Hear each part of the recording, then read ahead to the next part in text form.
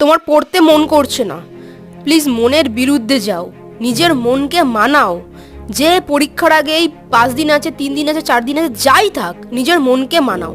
নিজের মনকে মানিয়ে নিজেকে জোর করে পড়তে বসাও। এই সময়টা চলে গেলে কিন্তু আর ফিরবে না। যাদের মাধ্যমিক হয়ে গেছে, ভোরে ভোরে দেখবে যে কমেন্টস রয়েছে বিভিন্ন সোশ্যাল মিডিয়ায় যে পরীক্ষা খারাপ হয়েছে, কোশ্চেন কঠিন হয়েছে। বাকি স্টুডেন্টরা কিন্তু যারা পড়াশোনা করেছে সারা বছর, তারা কিন্তু বলছে পরীক্ষা ভালো হয়েছে।